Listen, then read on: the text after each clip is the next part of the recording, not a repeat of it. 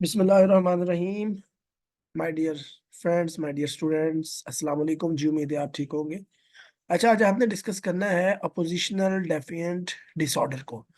सबसे पहले तो हमने नाम से इसको याद रख लेना है कि बेसिकली अपोजिशनल डेफिएंट डिसऑर्डर का मतलब क्या है। तीन वर्ड है इसमें, अपोजिशनल, डेफिएंट और डिसऑर्डर। अपोजिशनल का मतलब होता है इख्तलाफ करना। जिस तरह आपने देखा होगा कि कोई भी गवर्नमेंट होती है तो उसमें क्या होता है कि एक अपोजिशन होती है। एक गवर्नमेंट पार्टी होती है, एक यानी एक रूलिंग पार्टी होती है, एक अपोजिशन पार्टी होती है। तो गवर्नमेंट पार्टी कोई भी काम करे, वो अच्छा करे वो बुरा करे, अपोजिशन क्या रोल प्ले कर रही होती है, उससे इख्तलाफ कर रही होती है। ठीक है। तो ये अपोजिशनल का मतलब होता है एक एक इख्तलाफी पार्टी, एक इख्तलाफ करना। डेफिएंट का मतलब होता है रेजिस्टेंट, रेजिस्टेंस, एंगर। यानी आप जो है वो किसी भी चीज को, बड़ों को भी रेजिस्ट कर रहे हैं, कोई कोई काम कर रहा है उसको भी रेजिस्ट कर रहे हैं, उससे इख्तलाफ कर रहे हैं, उसकी बात नहीं मान रहे। और डिसऑर्डर जो है वो साइकोलॉजिकल प्रॉब्लम को कहते हैं, या साइकोपैथोलॉजी या नफ्सियाती मर्ज को कहते हैं, या मर्ज को कहते हैं। तो अपोजिशनल डेफिएंट डिसऑर्डर का मतलब हो गया जी कि इसमें क्या होता है कि जो बच्चा होता है या बड़ा या कोई भी एडोलेसेंस जो होता है बेसिकली, क्योंकि ये बच्चों या बड़ों में जो है वो बच्चों में और एडोलेसेंस में डायग्नोस किया जाता है। तो इसमें क्या करते हैं वो कि दूसरों की बात नहीं मानते, इख्तलाफ करते हैं, वगैरह वगैरह। ये हम इंशाल्लाह आगे चल के जब डिटेल में डिस्कस करेंगे तो हमें जो है वो फिर ज्यादा बेहतर तौर पे समझ आ जाएगा। Oppositional defiant disorder is a behavioral disorder typically diagnosed in childhood and adolescence. ये है क्या है जी एक डिसऑर्डर है, बिहेवियरल डिसऑर्डर है।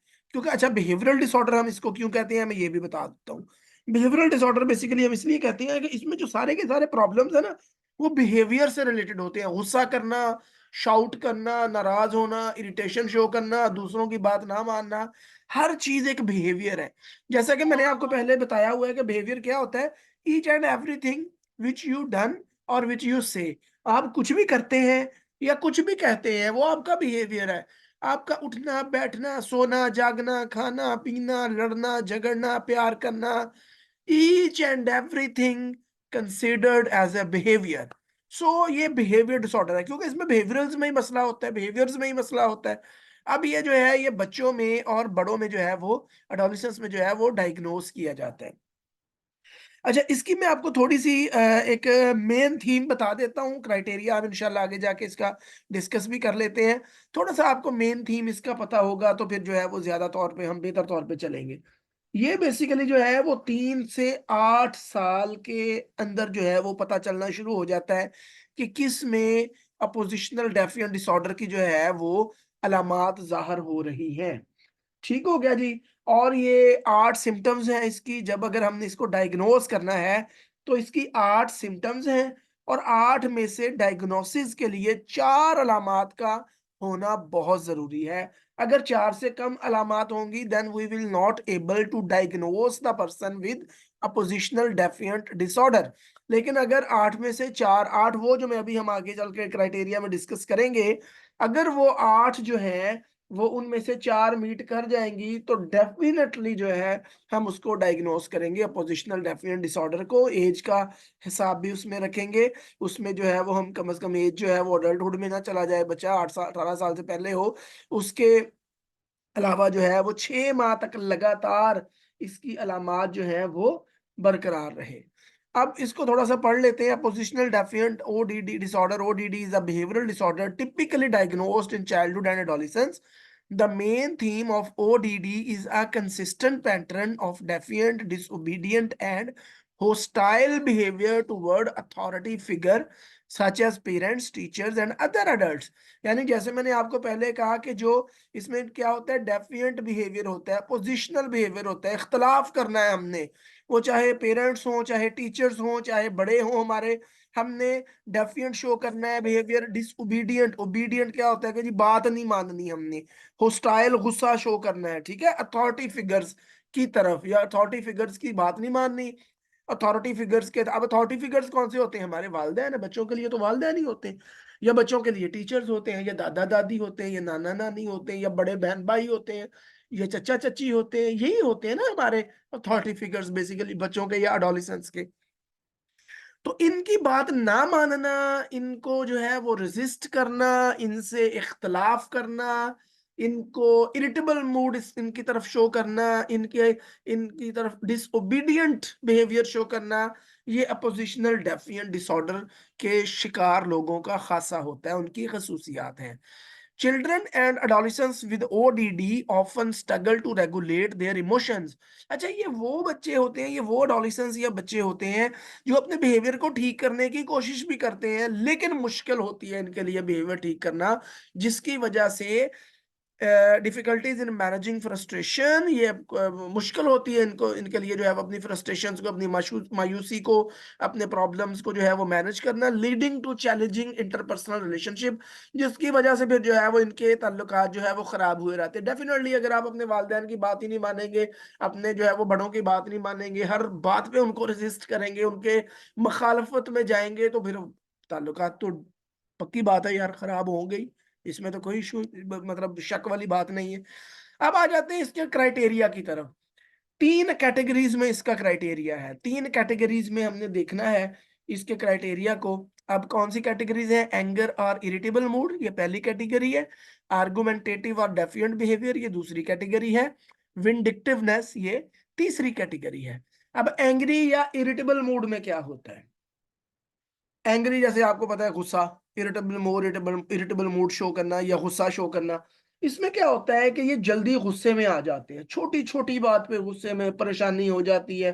ठीक है, ठीक है। और इसके अलावा जो है वो गालम गलोच करते हैं, चीखते चिल्लाते हैं ये। अच्छा, इनमें एक बड़ी मजेदार अच्छी बात ये होती है कि ये फिजिकल अग्रेशन शो नहीं करते, मारपीट नहीं करते। वो किस में करते हैं? कंडक्ट डिसऑर्डर में, जो हम पहले ऑलरेडी पढ़ चुके हैं। अगर तो ये बिहेवियर्स हैं लेकिन मारपीट भी साथ कर रहे हैं, दूसरों को पेनल्टी भी लगा रहे हैं, then we will move forward toward the diagnosis of conduct disorder. But when we talk about the behavior, the aggressive behavior but without physical aggression, so हमें क्या करना है? हमें अपोजिशनल डेफिएंट डिसऑर्डर को देखना है कि क्या इसमें तो कोई मसला नहीं है, इसमें आ रहा है बच्चा। अब एंग्री और इरिटेबल मूड में क्या होता है? ऑफन लूज टेम्पर्ड, छोटी छोटी बात पे गुस्से में आ जाना, टेम्पर लूज कर देना। ठीक है।